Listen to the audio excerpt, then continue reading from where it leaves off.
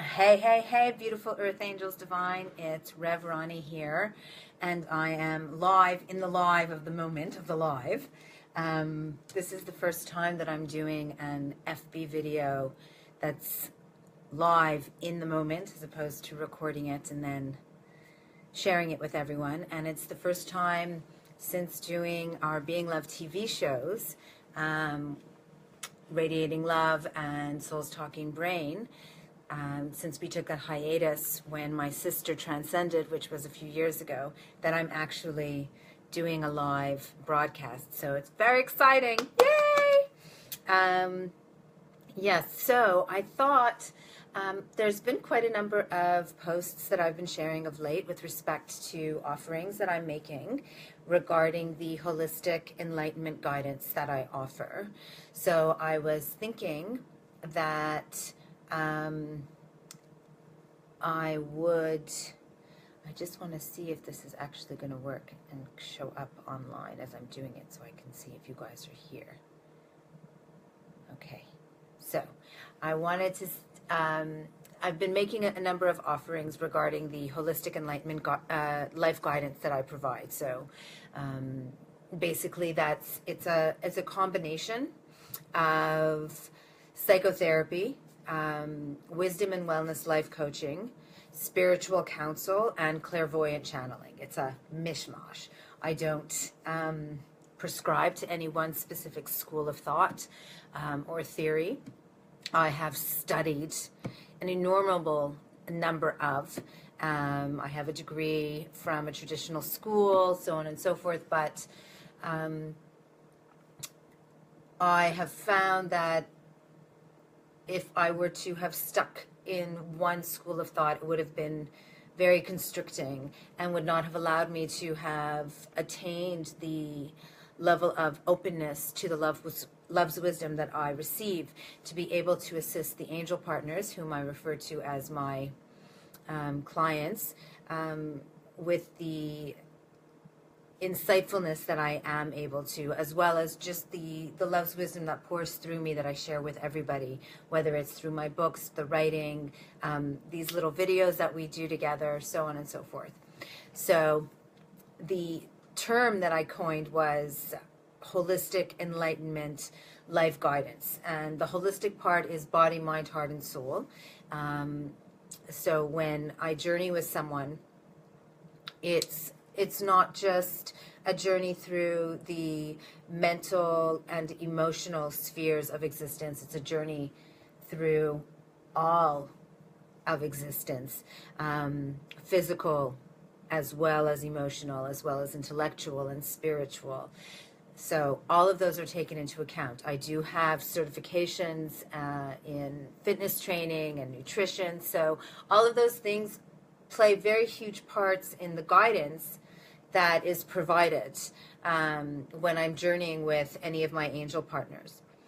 And as I was saying, I've been making some offerings of late. There's a contest that's being run right now, and the contest closes on Tuesday, which is this coming Tuesday, the 22nd or 21st of February, I believe, for a free Skype journey with me. And I know some people prefer to have journeys in person, but I thought one of the reasons that I decided to do this with everyone was to showcase what it's like to journey together even though we're not in person. I have found that journeying with my angel partners, whether it's in person, through Skype, or even by phone and email, to be extraordinarily assisting and provide enormous transformative avenues by which people may make the shifts in their lives that they are seeking to make in order to welcome the blossoming bliss that we all would like to be able to embrace. So on that note, I thought what I would do today is, I will see if anybody actually responds and asks questions, because it's, again, this is freely opening to anyone who would like to participate and basically ask any questions that you would like to of me with respect to life guidance that you may be seeking. And I will do my utmost to be able to respond with as insightful a response as I am able to muster from love's wisdom to assist you. And this way to also just give a little bit of a taste of what it is to journey together. I'm seeing all of these little hearts popping up. See, this doesn't happen when I'm doing my recording, so yay! Okay, so basically, when I journey with my angel partners, I like to begin with an opening meditation, if you will, as well as a closing one. And I actually do this whether I'm journeying one-on-one with couples, families, as well as when I do community gatherings. There are certain things with the community gatherings that I like to add in that I don't do with my one-on-ones, which are more activities that I like to do, even in a speaking engagement. It's just certain things that I like to do that bring us together and allow us to recognize that we are all here together, united as one, even though we're individuals. But for the journeys and everything else, I do like to do what we can call a meditation. It's very brief in nature. And basically it is to allow both myself and the individual who's coming to journey with me the opportunity to really ground themselves into the present and to really, let go of everything that they're coming in with, because so many people, when I'm meeting with them, whether it's in person or on the phone or through Skype, they're coming off of, a meeting with somebody, or they were just cooking a meal, or they were just doing X, Y, and Z. So the opening meditation is an opportunity to ground us into the present moment. It's also an opportunity to open. And the opening is one to both allowing for the life guidance that is required, the questions, the issues that we have in our lives to be received and to come through with as much ease as possible, so to be communicated with as much ease as possible, as well as to being open to receiving the love's wisdom that I will be receiving to share with them. So this is basically what the opening meditation is all about. And then at the end of any guidance journeys, generally speaking, I do a closing meditation, and that would be one in which there is an opportunity to share love's gratitude with self for being open, for being courageous, to go into the valley of fear, as I call it, and bring forth those issues, and look at them openly and courageously and confidently and gently and lovingly, and to receive the wisdom that we've received, and to kind of just, put us all back into place and get ready to go back out into the world. So that's the opening and closing. It happens with pretty much every journey. If I'm doing a journey via phone, so we're not actually seeing each other, or phone and Skype where you're not in front of me, we still do the meditation. I use cedar and sage, so you wouldn't smell them the way you would if you were with me, or if we were at a community gathering, play shop, satsang, or inspirational speaking engagement, so on and so forth. But I would ask that you would have those with you while we're journeying together, so that we can go through that opening, preparation, and closing together, as much as though we were actually physically together. And I like to use the sense because I like to infuse the senses. So as many of the senses as we might infuse, to, again, holistically get ourselves centered and present, as well as in that position of love's gratitude. And then with email, we're not together at all. When I'm journeying with somebody through email, you send me an email really whenever you want. You can send me an email at 3 a.m. I respond within 2 business days, so it doesn't matter when you send it. But what I do ask of my angel partners is that there is that moment that is taken before you dive into writing the email, where you allow yourself the moment to center and light some sage or light some other incense that you prefer. Take a moment to just get yourself into that position of readiness to let the flow of that which is within you, that is wanting to be expressed, that is seeking guidance, to be able to do so. So, and then of course, before I respond to any of my emails, especially speaking to enlightenment guidance emails, I prepare myself by burning my sage and cedar, which is actually something I do at the beginning of pretty much every day. It's my little cleansing bath of the day that assists me to get ready for my day, and also having that ritual, living in a world that is not necessarily supporting us living through love consciousness, assists me to remember to do my utmost to live through love consciousness. And that's pretty much why we have the rituals and the ceremonies that we do, as reminders of who it is that we want to be, who it is that we consciously are attempting and choosing and committing ourselves to be, the me that I love myself to be in any now, right? So we have rituals to remind us when there is so much that is taking us away from who it is that we love ourselves to be. All right, so on that note, before I open the floor, as it will, to questions from people, here's a lighter. So basically, if I had you with me in whichever format, Skype, phone, in person, and again, what I would ask for you to do, if using email, I would be lighting up the sage and the cedar, and you're going to see that the cedar is so much fun. It's like fireworks. Check that out. Isn't that cool? I know, right? I love it. These things that, you know, allow you to let the child within out feel good about being a child, you know, 46 years old, but it feels good to be ecstatic about my cedar burning like fireworks.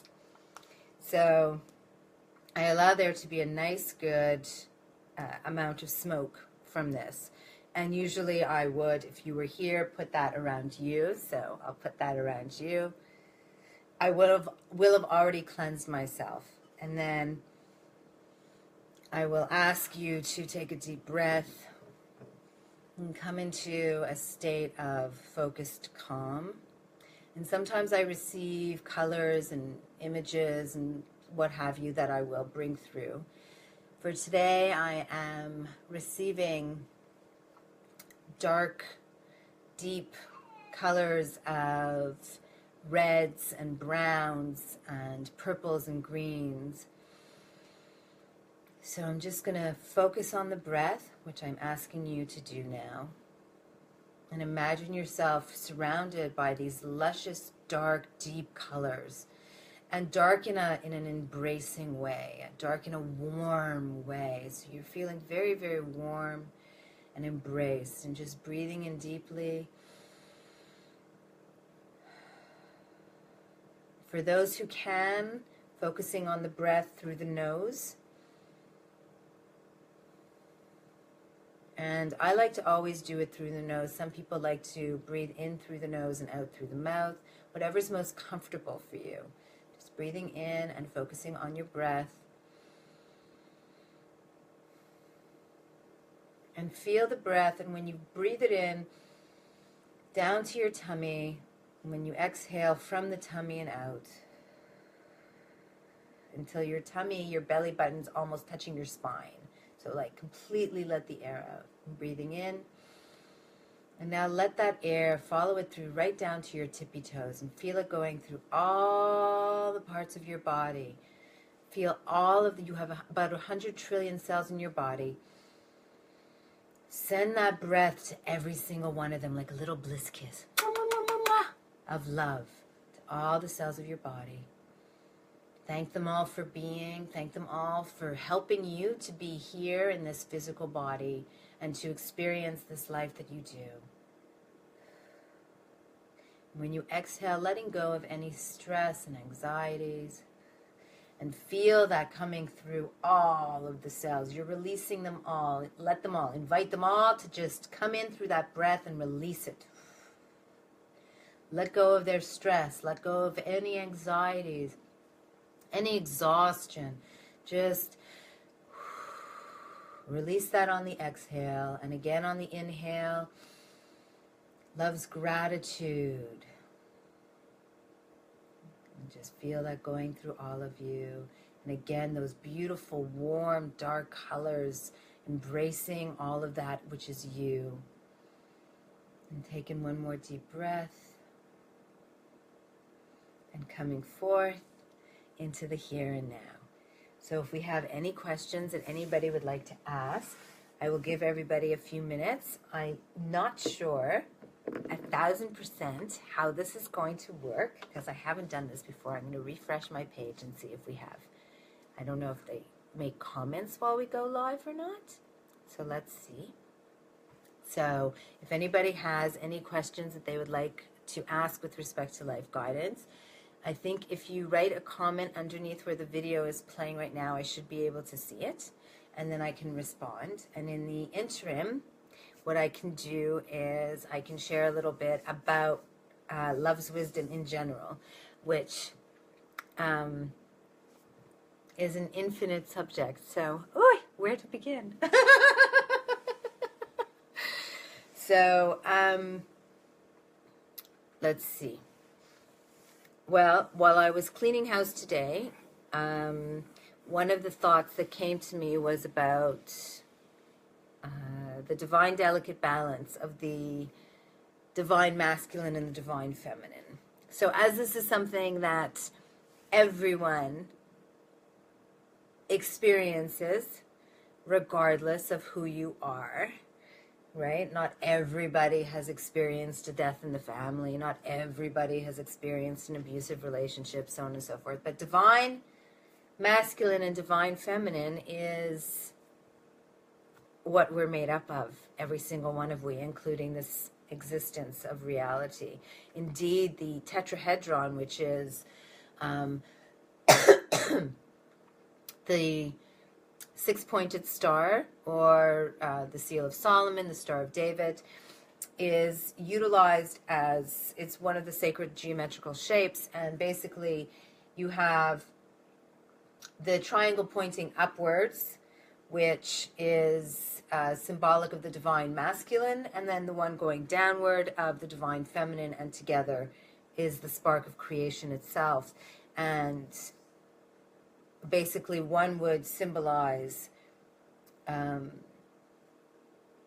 the idea, where the other is the manifestation of it, and the two do not exist without the other.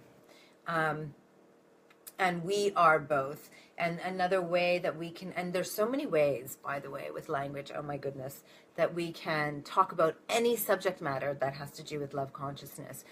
And so, for example, with the divine masculine and the divine feminine, you have the right and the left brain. You also have the mind and the heart. You also have the yin yang, the giving and the receiving. All of those things are just other words that essentially mean the same thing when speaking to the divine masculine and the divine feminine. And you can see when we utilize different words like giving and receiving, how they cannot exist without one another. The moment that someone is giving, there must be someone to receive, or the giver is not giving. And at the same time, is the giver receiving the gift of being able to give, is the receiver giving the gift of receiving to the giver. So we see how implicitly interwoven these are, and that in order for either one to be exalted, to be expressed in its highest form, or when I'm talking about as being the me we love ourselves to be, well, when either one of them is being the me it loves itself to be, it is because the other one is doing the same thing, because they're doing it in tandem. They exist in tandem with one another. There is a harmonious codependency or coexistence, mutual existence between the divine masculine and the divine feminine. And the reason that it came to me is because there's a lot of talk of late for the last definitely 5 to 7 years of the rise of the divine feminine. And I have to admit that most especially in the beginning, I was quite peeved about how skewed the messages that were being sent. And most especially in the beginning, because all of a sudden, all of these men were apologizing to the women. And I felt very disempowered by that. And also very saddened that all of these men who, for the most part, the men who were apologizing were actually men who were wonderful examples of men, who were wonderful examples of a human being exhibiting that divine, delicate balance between the divine masculine and the divine feminine. So that was even more upsetting to me, because they were putting themselves down when there was absolutely no need to be doing so. So I thought, and then I was thinking that, it's going on still today, when there was the Women's March, for example, and how so many people were so blissed out that, look at the power of the women, and it's the women who are bringing together all of the people around the world. And don't get me wrong now, I am a woman, and I love that I'm a woman, and I love being a woman, and I love, all of that jazz.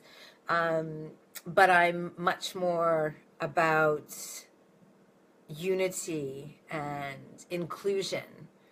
And so, as much as I myself am a woman, it still irks me that there is this divide that is occurring, and there are people that are utilizing this trend right now, talking about the rise of the divine feminine, to put down men, to emasculate, and that men are actually taking it on. And so what is the message here? Just one more reminder, if there's anybody who would like to ask any questions, please do feel free. I will stay on for a little bit beyond my little chitty chat to give you an opportunity, and then we'll do the closing meditation, and maybe we'll try this another time to give people the opportunity, if they are so inclined, to participate. So back to the divine masculine and divine feminine, the message I want to bring forth is that for the divine feminine to rise, the divine masculine must rise. And for anyone to think that we have been living under the ruling or direction of the divine masculine, like, how more insulting can you be? I mean, would you really call that which we have been living under divine? Do you really think that the divine masculine, that which we see as the divinity of strength and power and of giving and creating, is one of destruction and war and disrespect and fear-mongering? Really? And how many of us have men in our lives, boys in our lives whom we love? Would you ever look at them and think that this would be an example of masculinity that you would feel good about? So it's important that we recognize that the rise of the divine feminine is the rise of the divine masculine, for neither one has been exalted, neither one has been expressed in its divinity. Neither. On the flip side of that, to think of the divine masculine as being the ruling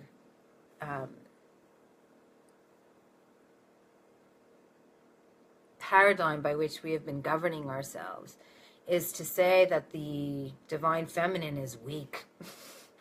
She just has absolutely no power, no strength, no ability to compute any means of getting us out of underneath the finger of this all-powerful masculine, when the reality is we've allowed it to be.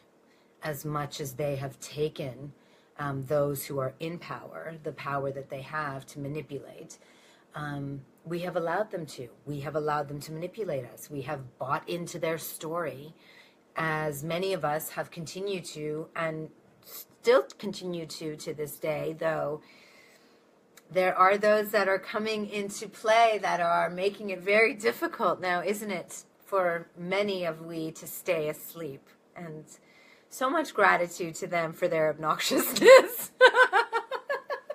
Right? Because without them, there would be so many that would still be asleep. So thankfully, we do have the many that are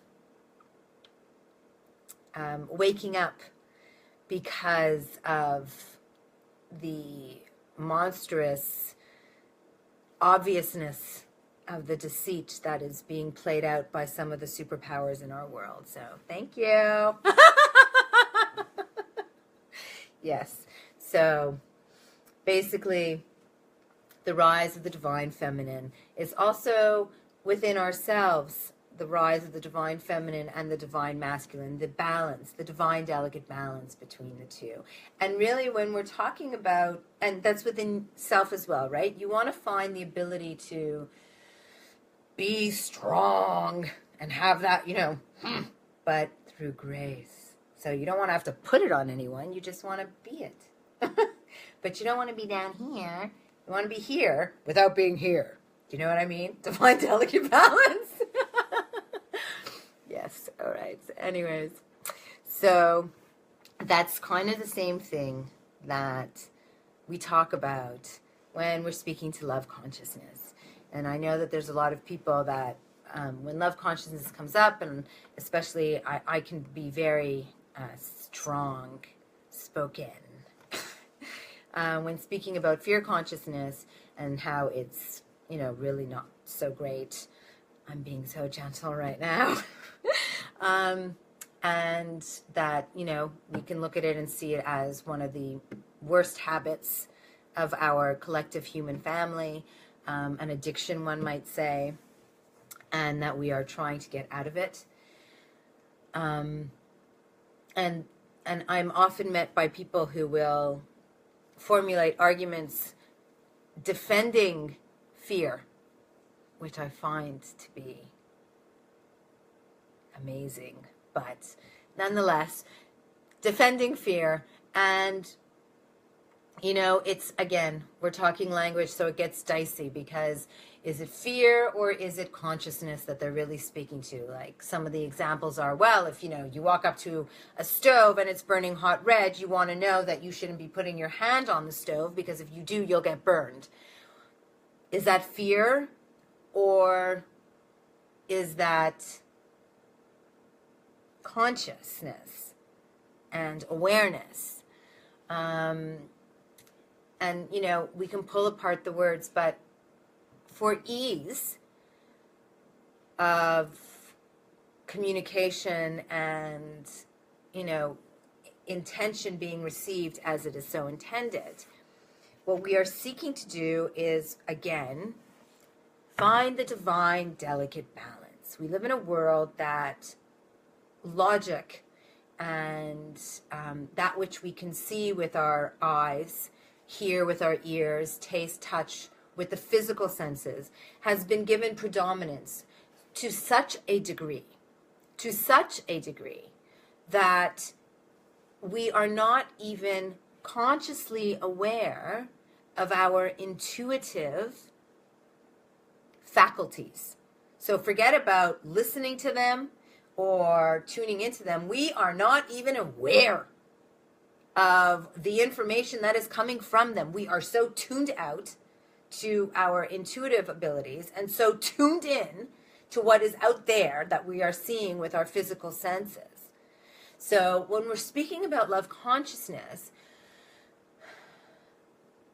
when I'm speaking about love consciousness and seeking to achieve the divine delicate balance, what's being asked is not that we completely eradicate that which we are picking up through our physical senses, nor am I equating that to fear consciousness, but the exclusion of the intuitive is fear consciousness.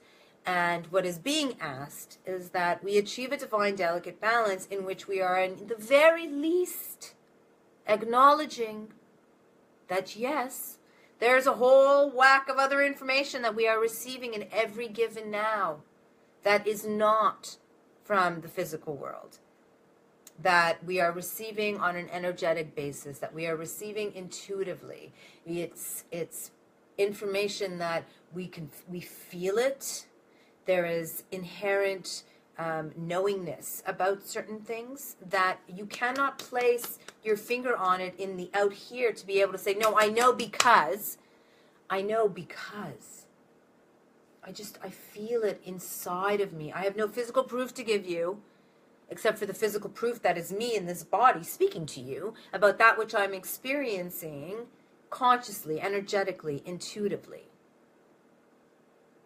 So that has been so put down. It's been put down to the point that we don't even acknowledge its existence. And for those that do, they have been more so than not put down beyond belief, like to the point that they are either told that they're crazy, they are made fun of, they are belittled. And I speak to this of both having witnessed it and having received it. This is something that when we're speaking about the divine delicate balance between the masculine and the feminine, is also the same thing with respect to how we ourselves are perceiving, receiving, and responding to life, and allowing ourselves to hear and to take into consideration the information that we're receiving, both from the external and from the internal, without considering ourselves to be so cuckoo crazy or loopsy-doopsy or what have you, and starting to give credit to that information that we do receive from the intuitive faculties that we have. Because the truth is, and I don't want to blow everybody's minds right now, and trust me, 20 years I've been massaging this mind of mine to let go and just let go and let love and just take it all in. So it's something that I do myself on a daily basis. Did I mention that I smudge every morning? But the reality is that the information that we receive on an intuitive level, the information that we get from watching somebody and their body language, as opposed to what they're saying with their mouth and the words that they're using, and what we're getting when we're picking up on somebody's energetic beingness, those things, which are much more subtle in nature, actually contain so much more information, more vital, more holistic, deeper, fuller information that, unfortunately, because we have been so schooled in the physical, we, again, if we even notice it, we don't recognize the depth of what we are actually picking up on. And so we don't wind up using it or responding to it as a result. Hello, Gleneth. Thank you. That's very sweet. There is a comment from Gleneth about my smile, and it's very sweet. Thank you. Again, just a reminder that this is an opportunity for anyone who would like to ask any questions. I will speak for a little bit more, and then I'm going to go into the closing meditation, which again, I normally do in my life guidance journeys with my angel partners, which is how I refer to my clients, because they are partners. We journey together. and it's definitely a partnership. We discuss things. I don't just sit and give you all of the answers. We work things out together. We go on the treasure hunt with one another and see what feels right, what resonates. And angels, because I see us as earth angels divine. And why earth angels? Because I think that we have, again, the way we have discarded our inner intuitive abilities, that in kind have we discarded our inner magical abilities, our divine abilities, our esoteric, etherical abilities. And so, and the angelic realm is more associated with those things, hence earth angel. And that's where that comes from. So, and you can ask me questions about the words that I use and language and anything else as well if you are too embarrassed to share some life guidance questions. But don't be. You know, it's important to realize that 9 times out of 10, if we're going through something, there's probably a million other people going through something that is almost identical. And when we are courageous enough to be transparent with what we're going through, even when we're being guarded in our transparency, there will be so many other people who will be able to associate and identify with what we're going through, who, number one, are not going to feel so alone or crazy or different, and number two, will be able to also benefit from the wisdom that is shared. So there's that unity of community and love's wisdom. So just in case you're like on the fence and thinking about whether you should or you shouldn't, ask a question. There you go. So as I was saying, as I'm coming to a close with what I've been speaking to regarding the divine masculine and the divine feminine, the in the outer as well as in the inner, the last thing I wanted to say on that was that we also tend to belittle the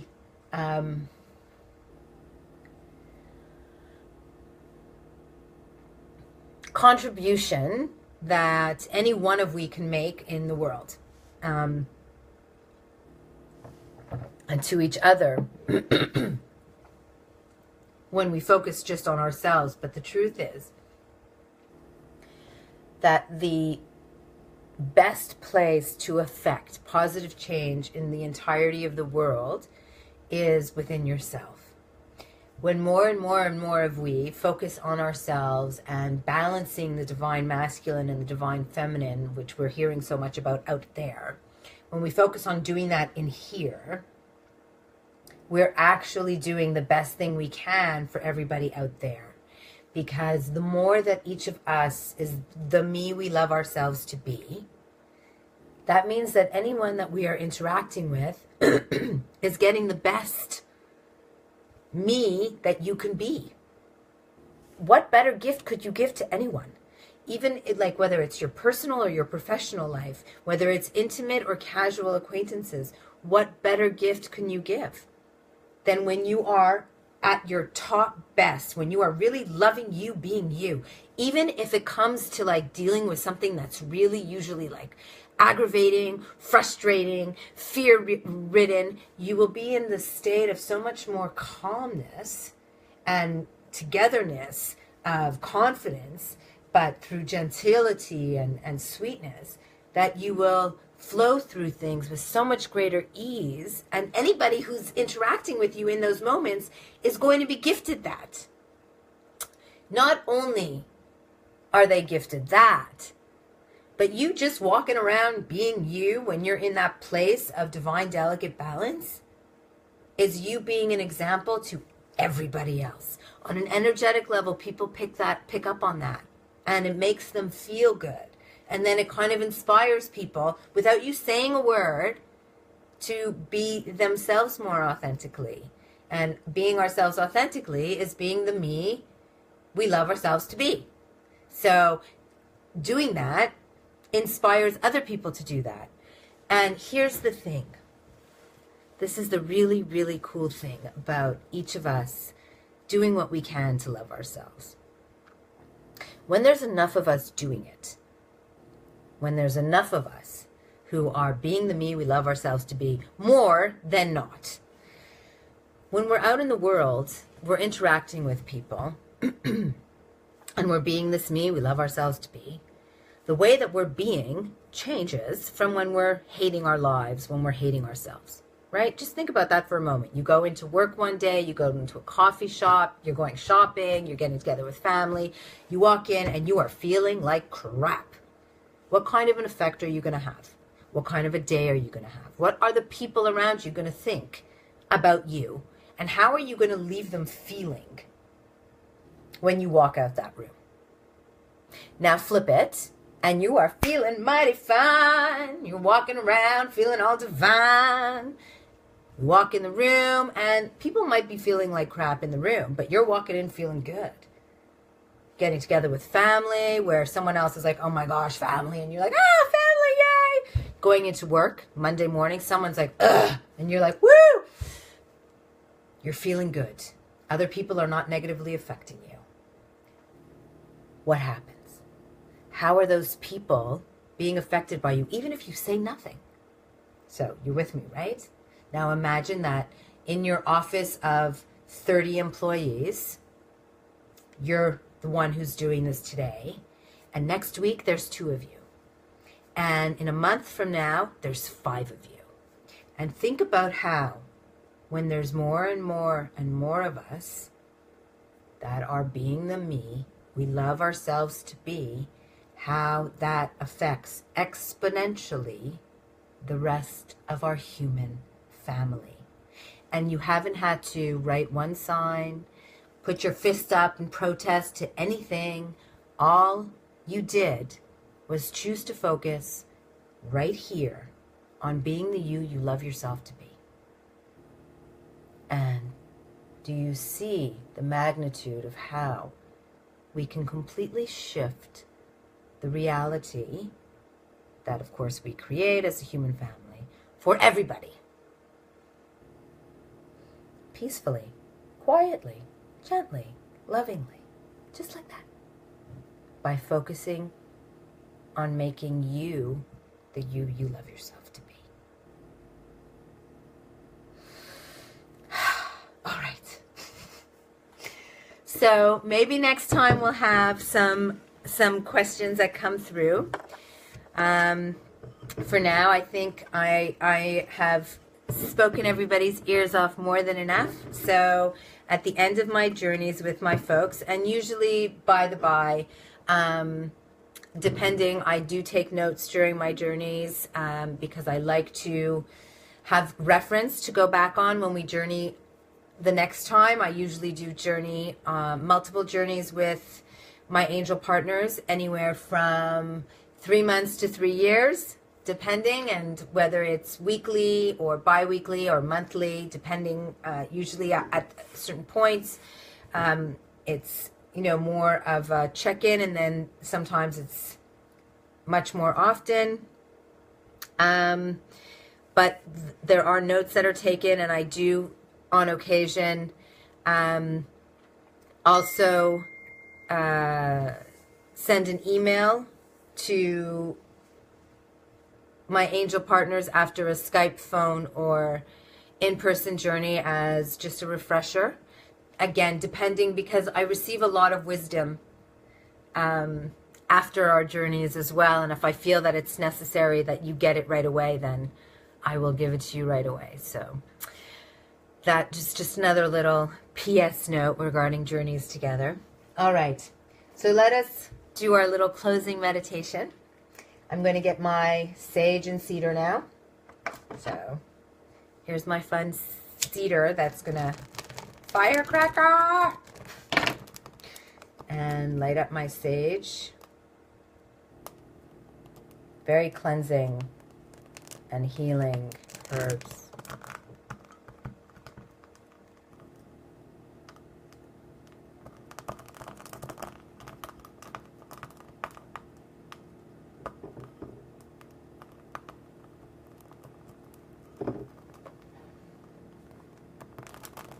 And I'm going to ask that everybody, again, come into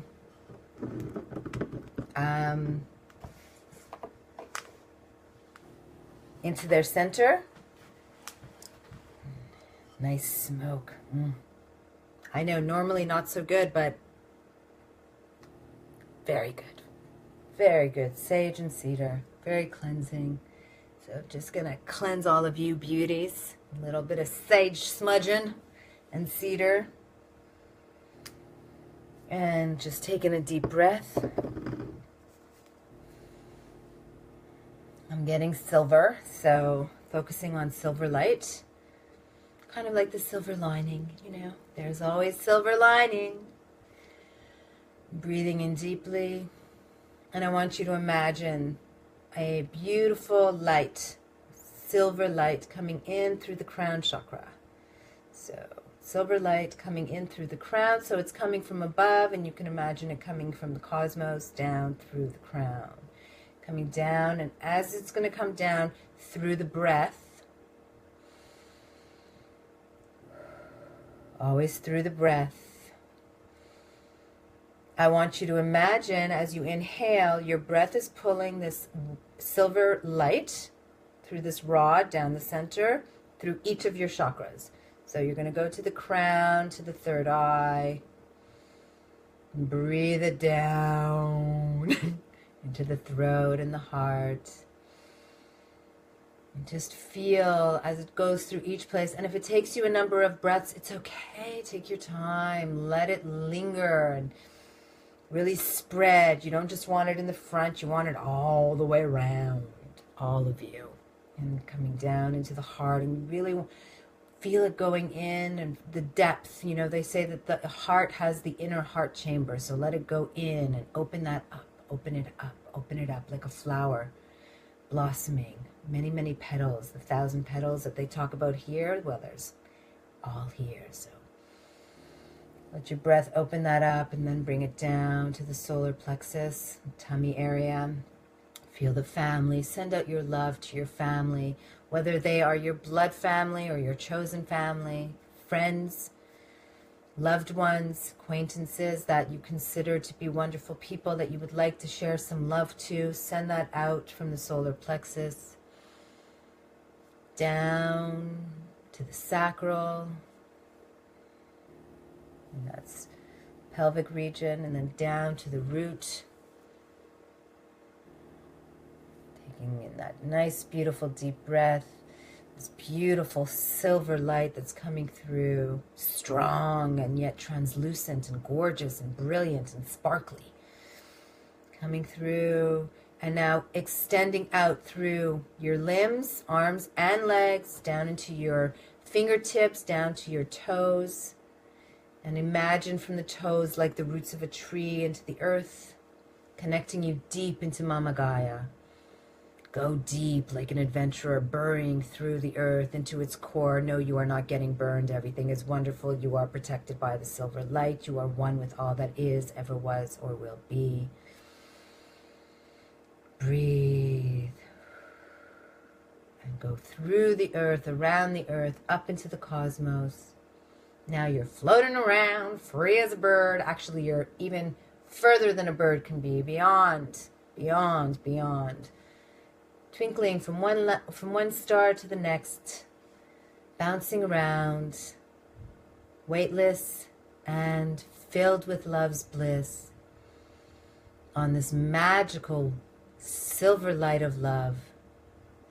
And then feel that taking all of the love from the cosmos, which is fed in from multiplicit areas of infinitum, back into you again through the crown. And you have now created a nice, complete torus shape, basically, of energy and connection of you to all. Feel that connection, feel that unity, feel that love. Receive it and send it out. In love's gratitude to one and all for joining me here today, for participating in journeying through this adventure with me of love's blossoming bliss. And until next time, I send forth blessings to one and all for a most magnificent now, always. Blessedly be in Lakesh Alakun. Namaste. Bliss kiss.